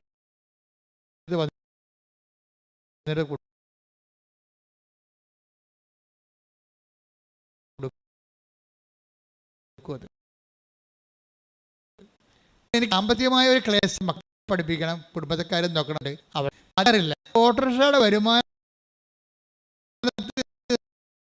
കൊണ്ട് ഒരു കൊല്ലമാണ്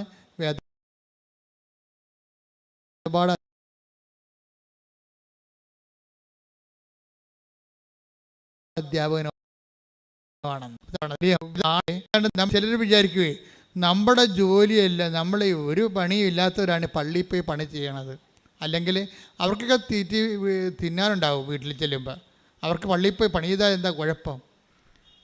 എല്ലാവരും അങ്ങനെ വിചാരിക്കണത്. അവർക്ക് വീട്ടിൽ ചെല്ലുമ്പോൾ ഇപ്പോൾ ഭാര്യ ഭർത്താക്കപ്പെടും വേറെ ആൾക്കാർ ജോലി പള്ളിയിൽ ശുശ്രൂഷ ചെയ്യുമ്പോൾ നിങ്ങൾക്കറിയാമല്ലോ, ഈ ഉടമ്പടിയുടെ ലക്ഷ്യം തന്നെ എന്താണ്? നിങ്ങളെ പള്ളിയോടെ അടുപ്പിക്കുക എന്നുള്ളതാണ്. നിങ്ങളെ പള്ളിയോടെ കൂദാശകളാണെന്ന് പറയും, നിങ്ങൾ സ്വന്തം വികാരിച്ചെടുത്ത് കുമ്പസാരിക്കാൻ പറയും. എന്താ കാര്യം? എവിടെ നിന്നാണ് സാക്രമെൻ്റ് നിങ്ങൾ സ്വീകരിച്ചത്? ദൈവം നിങ്ങളെ എവിടെ നിന്നാണ് നിങ്ങൾ കൂദാശ സ്വീകരിച്ചത്? ആ കൂദാശയുടെ ഉറവിടങ്ങളിലേക്ക് സഭയെ തിരിച്ചു കൊണ്ടുപോകണം.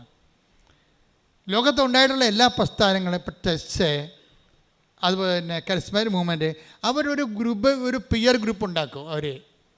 അത് പിന്നെ ഇടവകയിൽ പ്രഷർ ഗ്രൂപ്പായിട്ട് മാറും. തന്നെയല്ല, അവർക്ക് ആവശ്യമില്ലാത്ത എത്രയോ വർഷം ഇരുന്ന ആളാണ്. അപ്പോൾ ഇങ്ങനെയുള്ള പ്രസ്ഥാനങ്ങൾ വരുമ്പോൾ അവരുടെ ഒരു ഗ്രൂപ്പാണ് ഇടവക വർക്ക് ചെയ്യണത്.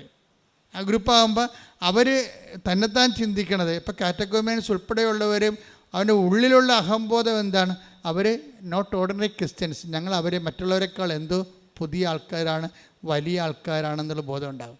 ഞാൻ ഈ ഗ്രൂപ്പുകളൊക്കെ ഒന്നും വിമർശിക്കുകയല്ല, ഇന്നത്തെ ഉള്ള ആൾക്കാർ സ്വയം വിമർശിക്കാൻ വേണ്ടി ഞാൻ പറയണതാണ്. അതായത് എപ്പോഴും നമ്മൾ ചെയ്യേണ്ട കാര്യം വെച്ച് കഴിഞ്ഞാൽ, സഭയുടെ അകത്ത് നിന്നുകൊണ്ട് മറ്റൊരു സഭ ഉണ്ടാക്കരുത്. സഭയുടെ കൂടെ നിന്നുകൊണ്ട് സഭയെ ബലപ്പെടുത്തി കഴിഞ്ഞാൽ, ഉടമ്പടിയുടെ ഗുണം അതാണ്. കാര്യം സഭയെ ബലപ്പെടുത്തും. അതിപ്പോൾ ഒരു നോൺ ക്രിസ്ത്യൻ ആണെങ്കിൽ പോലും കർത്താവിൻ്റെ ആലയത്തിലേക്ക് ഒന്ന് എത്തി നോക്കാൻ അവന് തോന്നും. 10 മിനിറ്റ് അവിടെ കർത്താവിൻ്റെ കൂടെ ഇരിക്കാൻ തോന്നും. അപ്പോൾ സഭയിലേക്ക് ഐക്യപ്പെടുത്തുകയാണ്. ആരെയും മതം മാറ്റുന്നില്ല. പക്ഷേ എന്താ ചെയ്യണത്? അവരുടെ മനസ്സ് മാറ്റി അവിടെ സങ്കടങ്ങളിൽ അവരെ ചാരി നിൽക്കാൻ അവർക്ക് ബലമുള്ള തൂണ് കൊടുക്കുന്നുണ്ട്. അതാണ് ഉടമ്പടി. അതാണ് മെർലിൻ പറഞ്ഞത്, എനിക്ക് തളരുമ്പോൾ ചാരി നിൽക്കാൻ ഒരു തൂണാണ് ഉടമ്പടി എന്ന്. അതാണ് ഉദ്ദേശിക്കുന്നത്. തളർച്ച എല്ലാവർക്കും ഏത് സമയത്തും വരാം, പക്ഷേ ചാരി നിൽക്കാൻ. ഇപ്പോൾ ഈ ഓട്ടോറിക്ഷ തൊഴിലാളിയാണ്, 40 കൊല്ലം ഓട്ടോറിക്ഷ ഓടിച്ചിട്ടാണ് ഈ കുടുംബം പോറ്റണത്. കുഞ്ഞുങ്ങളൊക്കെ വളർത്തിയത്, ഈ പ്രായമായ അമ്മയെ നോക്കണം, എല്ലാം അങ്ങനെയാണ്. അതിൻ്റെ ഇടയ്ക്ക് കൂടി അദ്ദേഹം ഉടമ്പടി ജീവിക്കുകയാണ്. അതുകൊണ്ട് പപ്പ പണ്ട് ഉടമ്പടി എടുത്ത സമയത്ത്, പപ്പ ഇപ്പോഴും ഉടമ്പടിയിലാണ്, പപ്പയുടെ ഉടമ്പടിയുടെ പത്രം ഞാനാണ് പപ്പയും കൂടെ കൊണ്ട് കൊടുത്തുകൊണ്ടിരുന്നതെന്ന്. അപ്പനും മകളും കൂടിയാണ് പത്രം കൊടുക്കാൻ പോണത്. ഇപ്പോഴത്തെ ഈശോ പറഞ്ഞായിരുന്നു എൻ്റെ അടുക്ക 2-3 കൊല്ലം മുമ്പ്.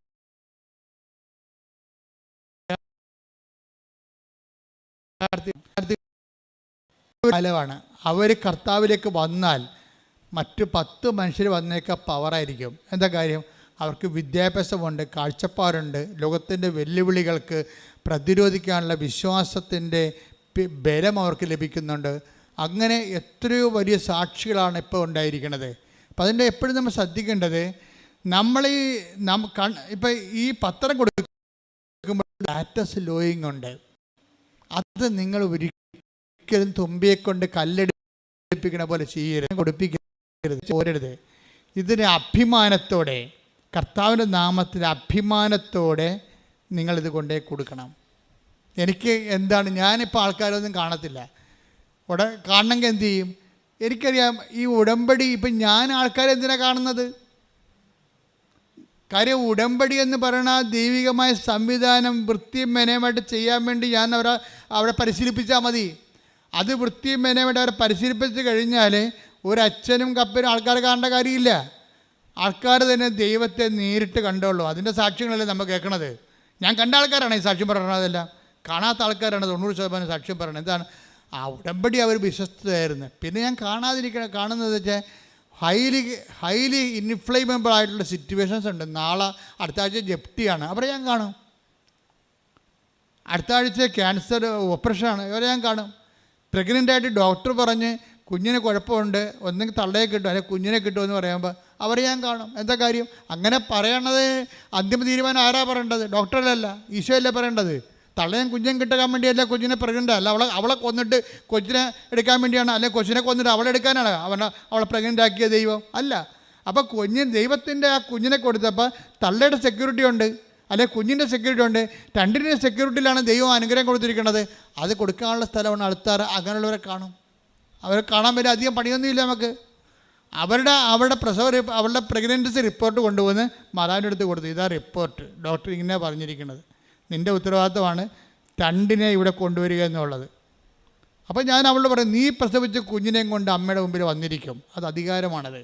എന്താ കാര്യം? അത് കർത്താവിൽ ഞാൻ ആശിക്കണതാണ്. കർത്താവിൽ ആശിക്കാൻ വേണ്ടി തന്നെയാണ് പട്ടം വാങ്ങിച്ചിരിക്കുന്നത്. കർത്താവിൽ ഇങ്ങനെ തളർന്നവനെ താങ്ങി നിർത്താനും മുറിവേറ്റനെ വെച്ച് കെട്ടാൻ വേണ്ടിയാണ് പട്ടം മേടിച്ചിരിക്കുന്നത്. എനിക്ക് പട്ടം കിട്ടി കാലം മുതൽ പട്ടത്തെക്കുറിച്ച് നല്ല ബോധമുണ്ട്. അതുകൊണ്ട് ഞാൻ ഇപ്പോഴും പട്ടം പറഞ്ഞാൽ പ്രാർത്ഥിക്കുന്നത്. കർത്താവേ, 38 വർഷത്തെ കൃപാന ജീവിതത്തിൻ്റെ ആസ്തിയിലാണ് പ്രാർത്ഥിക്കുന്നത്. ഞാൻ അച്ഛനാകുന്നതിന് മുമ്പ് തന്നെ പഠിക്കണ കാലത്ത് തന്നെ 2.5 മണിക്കൂർ വെച്ച് രാത്രി കർത്താവിൻ്റെ മുമ്പ് നിന്നാണ് പ്രാർത്ഥിച്ച് പട്ടം മേടിച്ചിരിക്കണേ. പട്ടം കിട്ടിയതിന് ഞാൻ ദൈവത്തോട് നന്ദി പറയുന്നതാണ്. അതുകൊണ്ട് തന്നെ ഒരു വിഷയം ഉണ്ടായ ദൈവത്തിരുമസ് മോളെ, ഈ വിഷയം ഇത് ദൈവം ഇടപെടും, നീ ധൈര്യമായിട്ടിരിക്കാൻ പറയും. എന്താ കാര്യം? ധൈര്യമായിട്ടിരിക്കാൻ പറഞ്ഞാൽ മതി. കാര്യം എന്താ? ബാക്കിയുള്ള ചെയ്യേണ്ടത് ആരാണ്? ഞാനാണ് അവരുടെ കൂടെ പോയി ചെയ്യേണ്ടത്? അല്ല, ആരുടെ പേരിലാണത് പറഞ്ഞിരിക്കുന്നത്, അവൻ ചെയ്തോളും അത്. പിന്നെ കൃപാസനത്തിൽ നിങ്ങൾക്ക് വരുമ്പോൾ ഉണ്ടാകുന്ന പ്രശ്നം എന്ന് പറയുന്നത്, അമ്മ ഈ ഒരു ജീവിതത്തിൻ്റെ ഭാഗമായിട്ടാണ് അമ്മയുടെ പ്രത്യക്ഷീകരണം സംഭവിക്കുന്നത്. ദൈവത്തിൻ്റെ പ്രത്യക്ഷീകരണത്തിന് വലിയ ആനക്കാര്യമൊന്നും അല്ലത്. മര്യാദയ്ക്ക് ആ ഫോർമുല ഒന്ന് ഫോളോ ചെയ്താൽ മതി, ദൈവം പ്രത്യക്ഷപ്പെടും. ദൈവം ഇപ്പം ഞാനിപ്പോൾ പറയും, ഇപ്പോൾ ഈ മെർലിൻ്റെ കാര്യം പറയാമല്ലോ. മെർലിൻ്റെ പ്രശ്നം എന്താ? മെർലിൻ്റെ ദൈവസ്നേഹം എങ്ങനെ വർക്ക് ചെയ്യണേ? മെർലിൻ പറഞ്ഞു, എനിക്ക് ഭയങ്കര സങ്കടമാണ്. ഞാൻ പറഞ്ഞു, എന്താ? ഞാൻ ശ്രദ്ധിച്ചോളാം, എന്താ സങ്കടം? ഞാൻ എപ്പോഴും ഈശോയോട് പറയും, എനിക്ക് ഈ ഗർഭചിത്രം പ്രാപിച്ച കുഞ്ഞുങ്ങളെ ഓർത്തിട്ട് എനിക്ക് എപ്പോഴും സങ്കടം വരുമെന്ന് പറയും. ഗർഭചിത്രത്തിൽ അവർ ജനിച്ചിരുന്നെങ്കിൽ അവരുടെ മാതാപിതാക്കന്മാർ ക്രൈസ്തവരായത് കാരണം അവർക്ക് ന്യായസ്ഥാനം കിട്ടുമായിരുന്നല്ല. അപ്പോൾ അവർ വിശുദ്ധിയിൽ ജീവിച്ചനല്ല, ആ കുഞ്ഞ് മരിച്ചു പോയില്ലേ, അപ്പോൾ അതിൻ്റെ പാപം മാതാപിതാക്കന്മാർക്ക് വന്നില്ലേ. അപ്പോൾ ഗർഭചിത്രം വന്നു പോയിട്ടുള്ള ഗർഭചിത്രം നടത്തിയ മാതാപിതാക്കന്മാരെക്കുറിച്ച് എനിക്ക് സങ്കടമാണ്. ആ മരിച്ചുപോയ കുഞ്ഞിനെ ഓർത്ത് എനിക്ക് സങ്കടമാണ്. ഈ MSc കാര്യത്തിൽ പറയണാണേ. ഞാനത് കേട്ടപ്പോൾ കർത്താവ് പറഞ്ഞു, നോക്ക് കേക്ക്. ഞാൻ ഉടനെ അച്ചടിക്ക് ആ പേര് നോക്കി, പേരെന്താണെന്ന് നോക്കി, മെർലിൻ. കൊള്ളാം. അപ്പോൾ കല്യാണം കഴിക്കണമെമ്പം പ്രസവിക്കണമെമ്പം പഠിക്കണ കാലത്ത് എന്തൊരു ബോധ്യമാണ് ഉടമ്പടി കൊടുത്തിരിക്കുന്നത്. അവൾക്കുള്ള ആത്മഭാരം എന്താണ്? ഗർഭചിത്രം നടത്തിയിട്ടുള്ള മാതാപിതാക്കന്മാരുടെ പാപങ്ങൾ ഓർത്ത് എനിക്ക് സങ്കടമാണെന്ന്. ആ കുഞ്ഞുങ്ങൾ മരിച്ചു പോയല്ലോ ഓർത്തിട്ട്, അവർക്ക് വിശ്വാസം സ്വീകരിക്കാൻ കഴിഞ്ഞില്ലല്ലോ എന്നോർത്തിട്ട് എനിക്ക് സങ്കടമാണെന്ന്. ഇതാണ് ആത്മഭാരം എന്ന് പറയുന്നത്. ഇതാണ് ചേർന്ന് നിൽപ്പെന്ന് പറയണത്. അപ്പം അങ്ങനെയുള്ള ആത്മഭാരം പ്രാപിച്ച ആൾക്കാരെ ദൈവം അവർക്ക് അധികാരമുണ്ടാകും. ആത്മഭാരമാണ് അധികാരത്തിൻ്റെ അടിസ്ഥാനം. ഇത് ബൈബിളുള്ളതാണ്. ദൈവത്തിൻ്റെ പിന്നെ അവൾ പറയുവേ, എനിക്ക് അതായത് തിരുസഭയെ ഓർത്തിട്ട് എപ്പോഴും ഞാൻ പ്രാർത്ഥിക്കും. തിരുസഭയെ ഓർത്ത്. എറണാകുളം രൂപതക്കാരത്തിയാണ്. തിരുസഭയിൽ ഏറ്റവും കൂടുതൽ സങ്കടം അനുഭവിക്കുന്ന ഒരു രൂപതയാണത്. ഏറ്റവും കൂടുതൽ സംഘർഷങ്ങളിലൂടെ പോയി. കാര്യം ഞാൻ എറണാകുളം രൂപതയിലാണ് വർക്ക് ചെയ്യണത്. ആലപ്പുഴ രൂപതയുടെ ഒരു പള്ളിയിൽ, എറണാകുളം രൂപതയുടെ അകത്തൊരു പള്ളിയുണ്ട്, തേക്കാട്ടുശ്ശേരി. അപ്പോൾ എനിക്കതിൻ്റെ സങ്കടങ്ങളെല്ലാം ശരിക്കറിയാം. ആ ജനങ്ങൾ എന്തുമാത്രം വേദനിക്കുന്നു, സംഘർഷത്തിലൂടെയാണ് പോയിക്കൊണ്ടിരിക്കുന്നത്. ഉത്തമ മാതൃകയുള്ള രൂപതയിലുള്ള അവിടെയുള്ള കുഞ്ഞിനൊക്കെ വർത്തമാനം കേട്ടില്ല, എനിക്ക് തിരുസഭയെ ഓർത്താണ് ഞാൻ ജീവിക്കണത് എന്നൊക്കെ പറയണത്. അപ്പം തിരുസഭയെ ഒരു പ്രാർത്ഥനയുടെ വിഷയമാക്കുകയാണ് അവരെ. തിരുസഭയെ സ്നേഹിക്കുന്നു. കാര്യം എന്താണ്? അവർ ക്രിസ്തുവിനെ സ്നേഹിക്കുന്നു.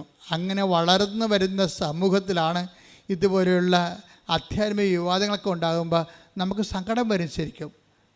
ആ രൂപതയൊക്കെ ആ കുഞ്ഞിനങ്ങനെ വളർത്തിയത് ആ രൂപതയാണെങ്കിൽ ആ രൂപതയുടെ ആധ്യാത്മിക നിലവാരം അതാണ്.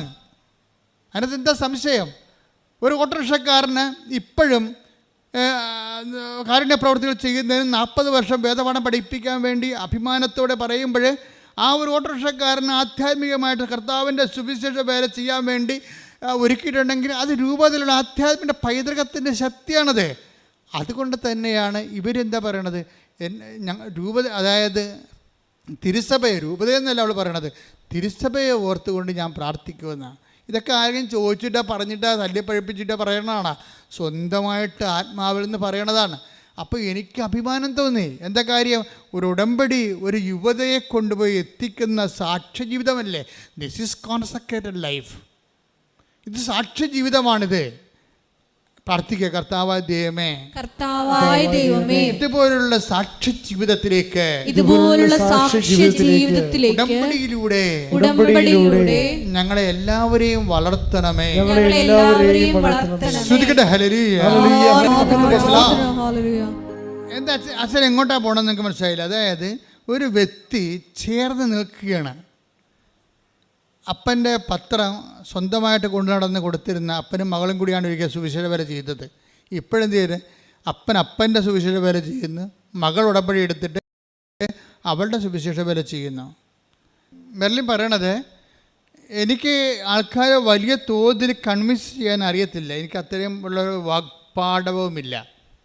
അതുകൊണ്ട് ഞാൻ പത്രം കൊടുത്തിട്ട് നിങ്ങൾ പറയും ഈ പത്രം വായിക്കണം, മാതാവിൻ്റെ അടുത്ത് നിങ്ങളും പോകണം, അവിടെ ഒന്ന് പോയാൽ മതി, ബാക്കി അമ്മ ചെയ്തോളും, ഈ പത്രം വായിക്കും മനസ്സിലാകും. അതാണ് പത്രപ്രേക്ഷിതത്വം എന്ന് പറയണത്. ഈ പത്രപ്രേക്ഷിതത്വം ചെയ്യണത് എന്തുകൊണ്ടാണ്? ഔട്ട് ഓഫ് ലവ് ആണ്. അതാണ് പ്രശ്നം. അല്ല അച്ഛൻ പറഞ്ഞ് കൃപാസനത്തിൽ ചെന്നപ്പോൾ അച്ഛൻ പറഞ്ഞ് ഉടമ്പടി എടുത്ത ആളല്ലേ പത്രം കൊടുക്കണമെന്ന് പറയും. അതല്ല, ഇവരത് ചെയ്യണത് അങ്ങനെയല്ല. ഈ പത്രം വായിക്കുന്നതിലൂടെ അവരെൻ്റെ കർത്താവിനെ അറിയും, അവർ കർത്താവിലേക്ക് തിരിയും, കർത്താവിലേക്ക്. അപ്പം ദൈവസ്നേഹം കൊണ്ടാണ് പത്രം കൊടുക്കുന്നത്.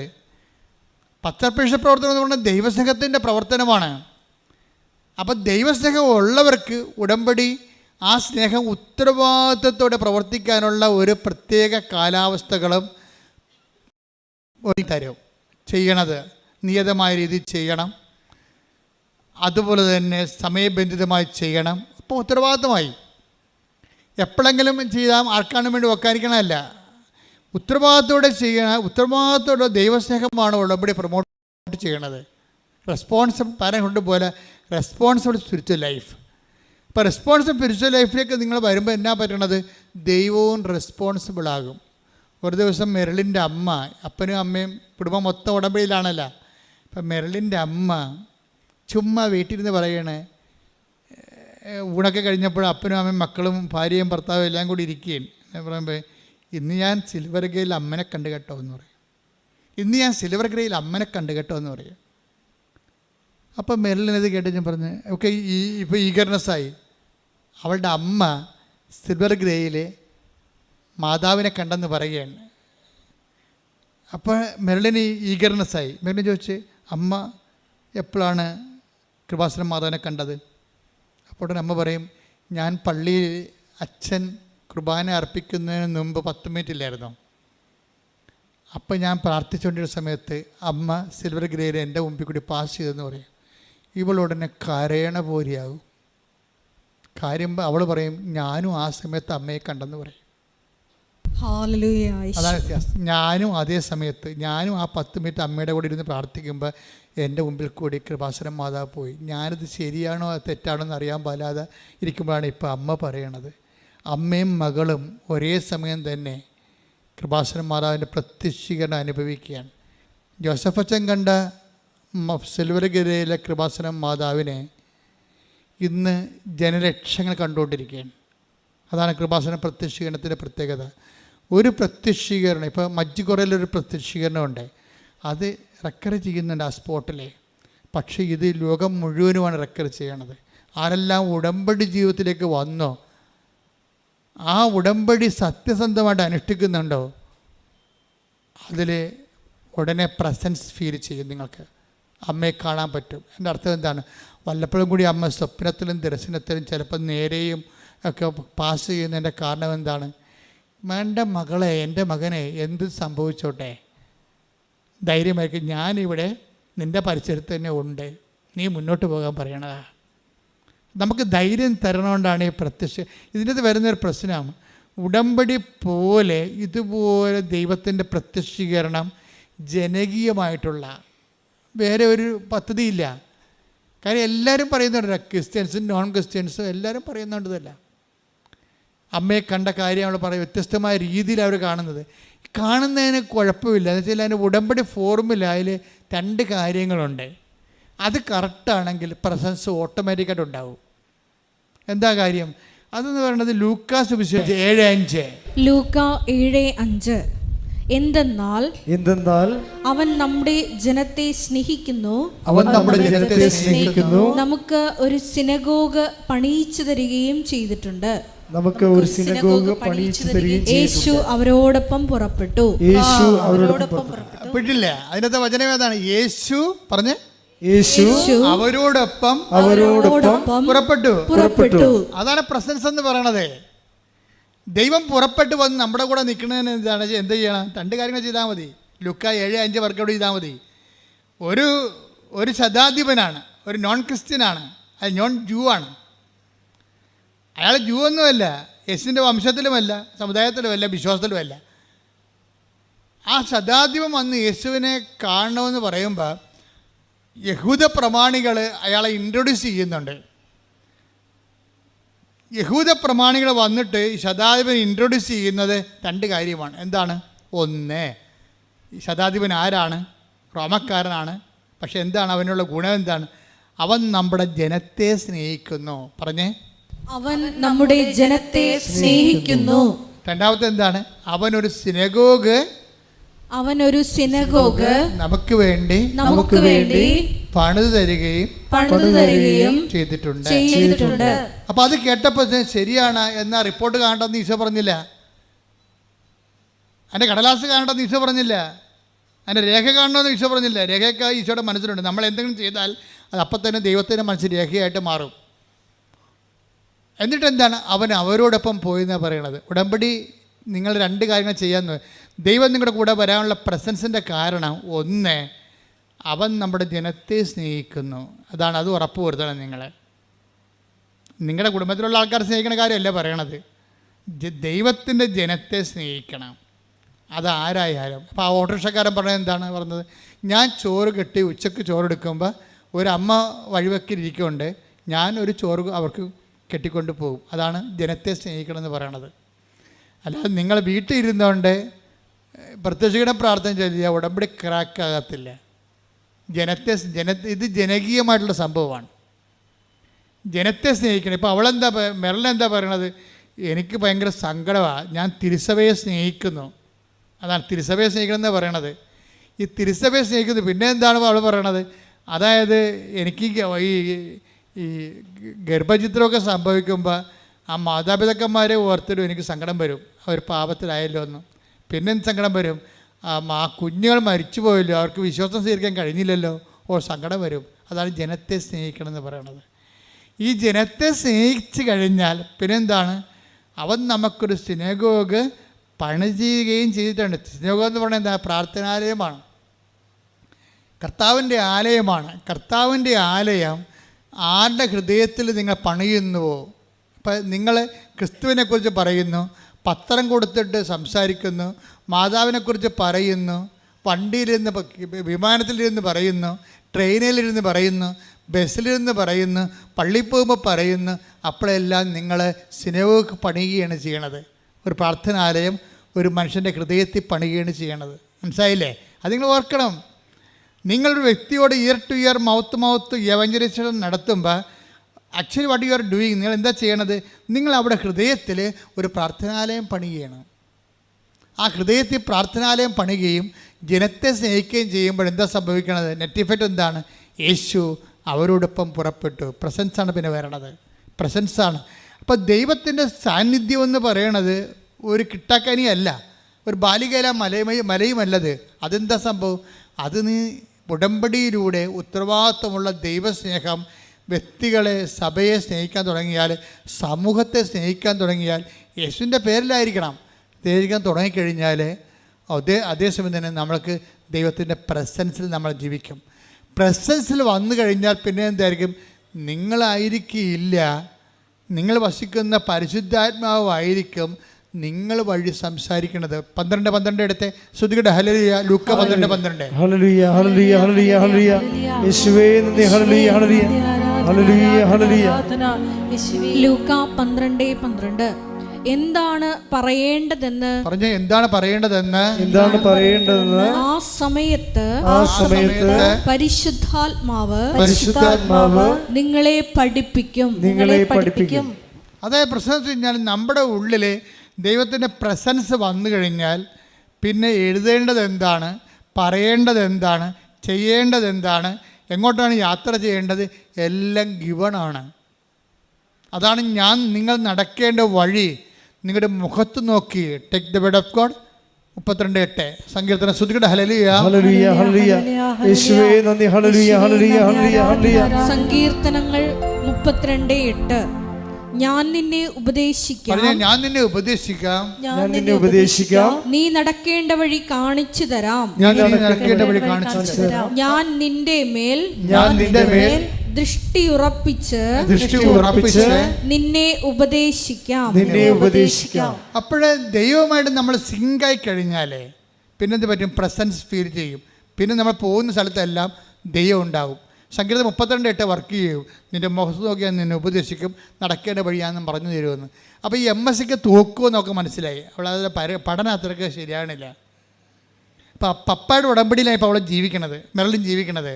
പപ്പയുടെ ഉടമ്പടിയാണ് ജീവിക്കണത്.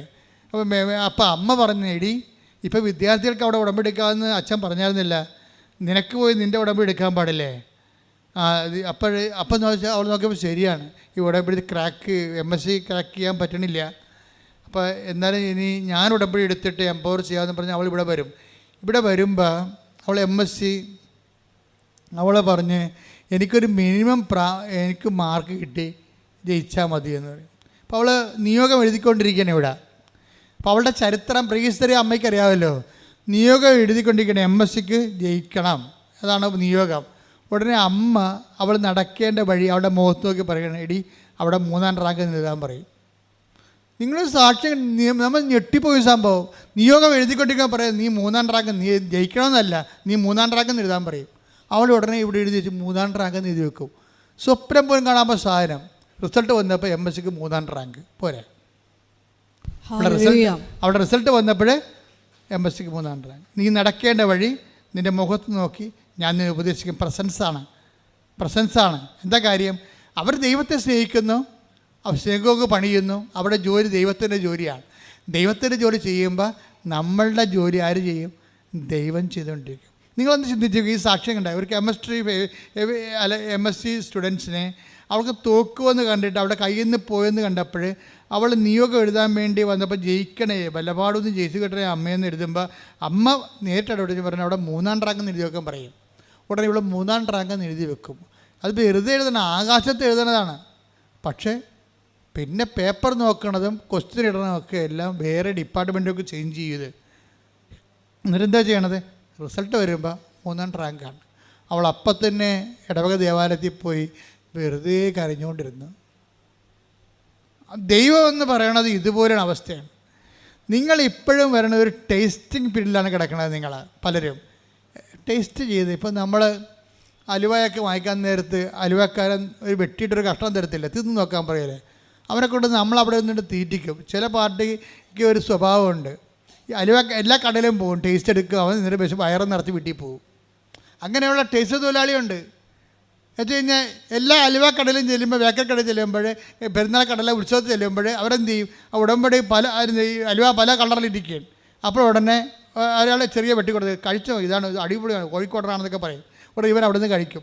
അപ്പോൾ വരാതെ ഞാൻ പോയിട്ട് അടുത്ത അലുവ കടയിൽ പോകും. ഇവിടുന്ന് കൃപാസനത്തിന് പോയിട്ട് കലൂർ അന്തോണിസിൻ്റെ അടുത്ത് പോയി ടേസ്റ്റ് എടുക്കും. അവിടുന്ന് പോയിട്ട് വേറെ അവിടെ ധ്യാനകേന്ദ്രത്തിൽ പോകും. ഇങ്ങനെ ടേസ്റ്റ് തൊഴിലാളിയുണ്ട്. ടേസ്റ്റ് തൊഴിലാളി ഒരു കാലത്തും രക്ഷപ്പെടത്തില്ല. ഉടമ്പടി ടേസ്റ്റ് ചെയ്യാനുള്ളതല്ല, ഉടമ്പടി ജീവിക്കാനുള്ളതാണ്. മര്യാദക്ക് അത് കാശ് മുടക്കിയ സംഭവം വാങ്ങിക്കണം, അല്ലാതെ കണ്ടവൻ്റെ വാശാരത്തിൽ നിന്ന് ടേസ്റ്റ് അടിച്ച് വയറ് നടക്കാൻ നോക്കരുത്.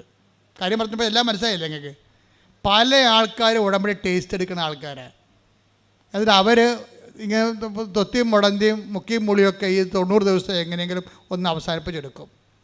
അപ്പം അങ്ങനെ അവസാനിപ്പിക്കുന്ന കൊണ്ട് തന്നെയാണ് ദൈവം ഈ വിഷയം ആദ്യമേ തന്നെ നിങ്ങൾ ഇവിടെ കൃപാസനത്തിൽ ചവിട്ടുമ്പോൾ തന്നെ അറിയാം പെരിച്ചാഴി വന്നിട്ടുണ്ട്, ഒരു കഥയുമില്ല. ദൈവത്തിന് അറിയാം എന്താ കാര്യം? സംഭവം നടക്കത്തില്ല, ദൈവത്തിന് പണി കൊടുക്കാൻ വന്നിരിക്കണം. ദൈവം ഒരു അടയാളം കാണിക്കാമെന്ന് നോക്കണ്ട, എന്നിട്ട് ഞാനിങ്ങനെ ഉടുത്ത് കെട്ടി ഇറങ്ങാം. നീ ഉടുത്ത് ഇറക്കിയിട്ട് ദൈവത്തെ എന്ത് ചെയ്യാം? ഒന്നും ചെയ്യാനില്ല. അപ്പം നിങ്ങൾ ആദ്യം ചെയ്യേണ്ടത് കണ്ണും പൊട്ടി ഇങ്ങനെയുള്ളവരോട് ദൈവം എന്ത് ചെയ്തറിയുക? അഡ്വാൻസ് അല്ല, പറ്റിക്കുമെന്ന് കണ്ടാൽ ഫുൾ എമൗണ്ട് മേടിക്കും. നമുക്ക് വിശ്വാസമുള്ള ആൾക്കാർക്ക് ഒന്ന് അഡ്വാൻസ് വാങ്ങിച്ചാൽ മതി. ചിലരോട് പറയും അഡ്വാൻസ് ഒന്നും വേണ്ട, ഫുൾ എമൗണ്ട് തരും, ഒറ്റ പ്രമാണം. നിങ്ങൾ ഇട്ടച്ച് പോയി. ഇപ്പോൾ റിയൽ എസ്റ്റേറ്റുകാർ ചില ആൾക്കാർ പറമ്പ് മേടിക്കാൻ ചെല്ലുമ്പോൾ ആൾക്കാരെന്താ പറയണത്? ഒറ്റ പ്രമാണം, ഒറ്റ വില, ഒറ്റ പ്രമാണം, അഡ്വാൻസ് ഇല്ലെന്ന് പറയും. എന്താ അറിയാമോ? ഇവൻ നമ്മുടെ മരക്കച്ചവടക്കാരൻ കണ്ടിട്ടില്ലേ? ചില ഉടമ്പടിയിലുണ്ട് ഈ മരക്കച്ചവടക്കാരൻ എന്ത് ചെയ്യുന്നറിയാമോ? നമ്മുടെ ആഞ്ഞിൽ കാണും, അല്ലെങ്കിൽ തേക്ക് കാണും. വീട്ടിൽ വന്ന് എത്ര രൂപ കൊടുക്കും? അപ്പോൾ നമ്മൾ പറയും അതൊരു 25,000 പറഞ്ഞിട്ട് പോയതാണ്. ആണോ? 25,000 പറഞ്ഞിട്ട് പോയതാണെന്ന് പറയും.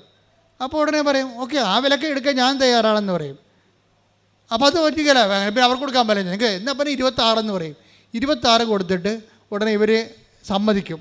അപ്പോൾ അവർക്ക് എടുക്കാൻ പോകണം, വീട്ടുകാർക്ക് ഇഷ്ടമാണ്. കാരണം 25,000 രൂപയല്ലേ പറഞ്ഞത്, ഇപ്പോൾ 26 പറഞ്ഞല്ല.